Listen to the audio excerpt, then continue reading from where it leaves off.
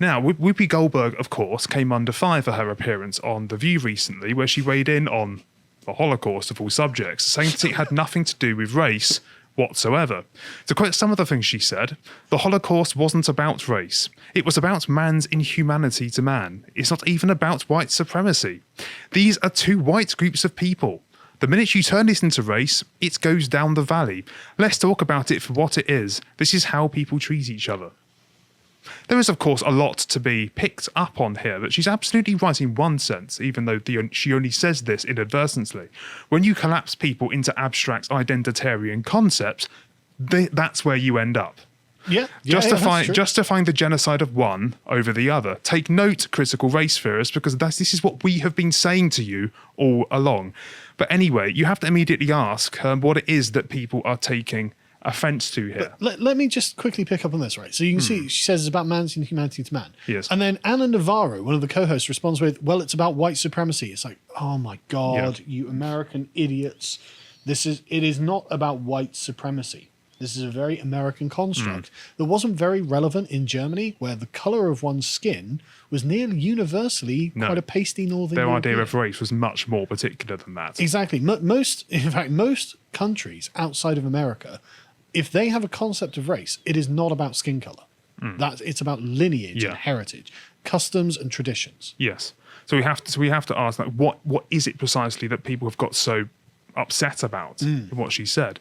And if you're a post-racialist as I am, there's a legitimate argument to make for the idea that the Holocaust wasn't about race, because the science of race is one that you wouldn't acknowledge, or at least really. In the eyes of a post-racialist, the predicates of what it is to be Jewish or Aryan in the case of the Nazis are entirely abstract, with, of course, the latter being the one that was posited as part of an ideological superiority claim by the Nazis to the Jews' detriment. But moving on, the chief of the Anti-Defamation League, the ADL, committed to fighting anti-Semitism, Jonathan Greenblatt, if we move on to this one here, has since responded on Don Lemon's show by saying that Whoopi Goldberg's comments were more clumsy than malicious. He said, "We sometimes have people in public places who can say clumsy things about race or faith or gender. I don't believe in cancel culture." Fair enough. What, from the ADL? From the ADL, the chief of the ADL. Okay. All right. I don't... Okay. Shall we see where this goes? I'll quote you on that. Jonathan Greenblatt, I don't believe in the cancel culture. Okay. Yeah. This is a remarkably generous... Sorry, I'll let you carry on. I was just shocked by that. But he says, "I like the phrase that my friend Nick Cannon uses. We need council culture," Greenblatt told Lemon. Fair enough. Yeah, in that sense. I actually really agree with that. I mean, I think her comments were clumsy and not malicious. Yeah. I think it was for the fact that she was a misinformed American, doesn't understand Europe, doesn't understand foreign concepts of race, looks at it from her American perspective and goes, well, it's just two white people, or two groups of white people.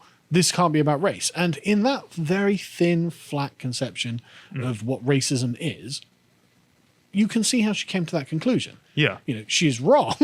And of course, Adolf Hitler would be like, well, and the Babylon Bee, like Callum did a great job covering yesterday. Yeah. The Babylon Bee being like, Hitler learns in hell that it wasn't about race. But you have to ask, where does the anti-Semitism claim persist? Yes. Yeah. I mean, what part of what she said was anti-Semitic? Yeah. It's quite hard to pin down what that part of it is, because she's denying that, race was even a factor in the genocide. I mean, she did explicitly say it was ethnic. So I guess as an ethnicity, maybe she's conceiving of this, that the Nazis hate the Jews that way. Just to present a potentially controversial view that some could find inflammatory. It's not necessarily the one that I agree with. But could the crime be that the anti-Semitic element is that she refused to acknowledge the Jews as a race? Well, that's actually something that is presupposed by the Holocaust being racist, is that the Nazis... Essentially, we're presupposing the Nazi view of race, that the Jews aren't Germans. Yeah. And I don't know if I agree with that. No. So why would I agree with... either. So why am I adopting the Nazis' presuppositions about Jewish racialness? Yeah. But the hystericalness just kind of points you to consider the possibility that this may be how they're viewing it. Yeah. A little bit unsettling, but... Well, yeah, it's one of those... Sorry to interrupt again, but like... Right. It's one of those things where it's like, look, people have got, like, everyone's freaking out going, Whoopi Goldberg's an anti-Semite. It's like, no, I don't think she sees herself that way at all. And you're saying that Jews are a separate race to white people. And it's like, okay, but I'm not saying that. Why are you saying that? That's what the Nazis would say. Why are we agreeing with this? Yeah, and she hasn't said that either. No, she hasn't. No. So is it that's caused the upset? And if it is, Yeah. that's quite strange. It is. Well, there are certainly clues to think that the ADL don't know themselves what anti-Semitism is or what racism is. This comes from their own definitions of racism. Shall we get the 2017 version up? Yes. Yes. So it says racism is the belief that a particular race is superior or inferior to another, that a person's social and moral traits are predetermined by his or her inborn biological characteristics. Racial separatism is the belief, most of the time based on racism, that different races should remain segregated and apart from one another. It's a critical race theory, basically. Well, no, that's a perfectly liberal view of race, right? Well, yeah, I mean... As in the racist part would be what critical race theory is. The second part is absolutely what critical race theory is. Yeah, but this has always been what my understanding of racism is. Well, and that's why I call critical race theory racist. Yes. Because it believes the same as the KKK, that racists should never mix. Yeah, as in these are the racists, and that's what at the present time the critical race theorists would fall into. Absolutely. But let's talk about the first bit, right? The belief that the particular race is superior or inferior to another, and the person's social and moral traits, moral particularly is the important part, I think, are predetermined by his or her inborn biological characteristics. I agree that to me, and this was from 2017, so before all of this really took hold, this is the liberal definition of racism that I support, that you support, that I'm judging when I consider something to be or not to be racism. Right? Yes. That's a perfectly acceptable decision. Yes. And by this definition, yes, the Holocaust is racist. Yes. Demonstrably. Yes, because the Nazis took it upon themselves to basically subordinate the Jews into their own science of race because to justify their destruction. Because literally they consider them inferior races. Yes, yeah, and they built they perpetuating this idea about the Jewish conspiracy theory as a result. Then, which some idiots conflate with cultural Marxism, is what anti-Semitism post World War II was understood to be by almost everyone up to this point, or at least up to the George Floyd incident. Yeah, and this definition of racism makes everything that we already consider to be racist still racist. As in the KKK, slavery, segregation. These are still racist acts. You know? And so we don't need to redefine anything in order for them all to be on the same morally abhorrent level. Do you think that this is the framework that the ADL is still adhering to? No, because I suspect they've been taken over by wokeism. Yes. Since George, of course, the George Floyd incident happened in 2020, Black Lives Matter pretty much bullied all of the Western institutions into submission to critical race theory.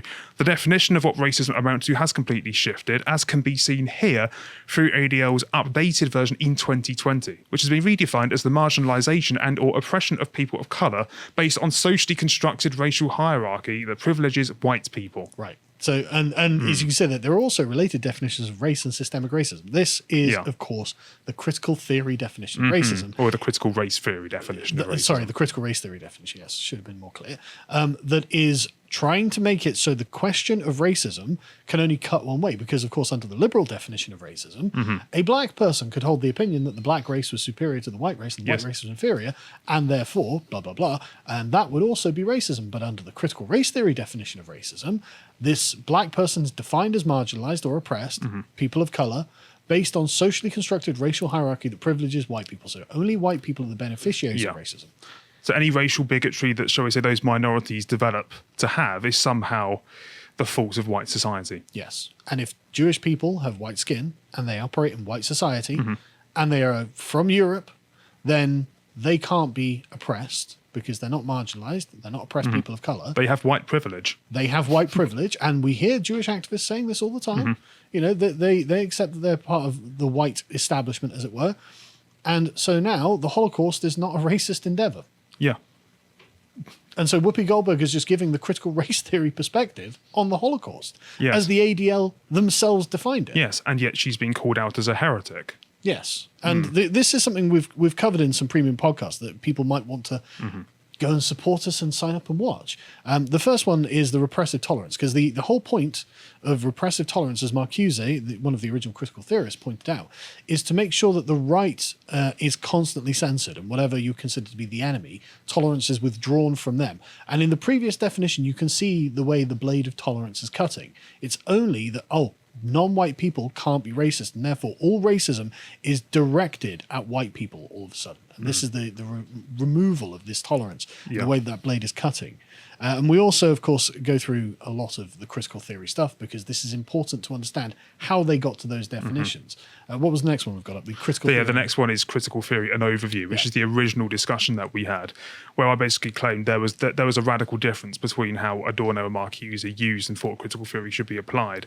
In his book One Dimensional Man, Marcuse concluded that you can't forge a proletariat basically out of those who have benefited from the welfare state or benefited from capitalism's concessions towards humanitarian causes. And he said as kind of like a side remark that you'd probably need to look to, I suppose, people of colour, people of alternative sexual orientations to form a new proletariat to those on the receiving end of the cultural superstructure who, in order to actually forge a case for communism again. And those, of course, are the people that makes the Bolshevik, like, intersectional model today. And that's the thing. Intersectionality was specifically picked up by Kimberly Crenshaw and coined as a title.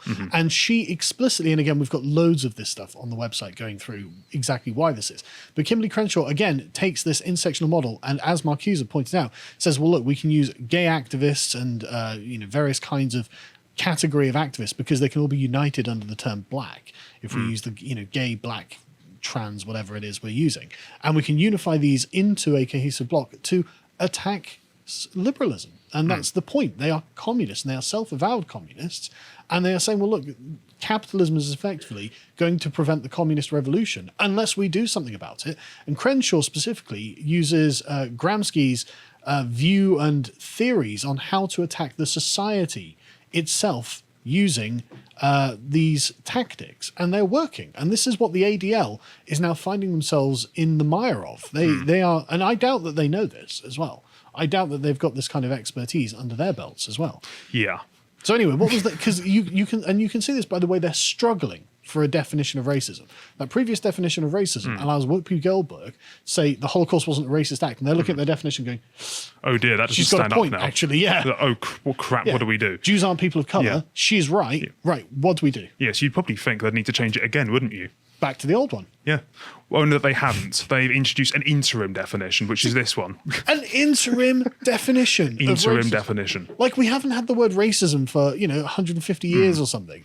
Like, we don't know what it means. So that interim definition is, racism occurs when individuals or institutions show more favourable evaluation or treatment of an individual or group based on race or ethnicity. Right. So, by this definition, the Holocaust still isn't racist. Yeah, that would... yes.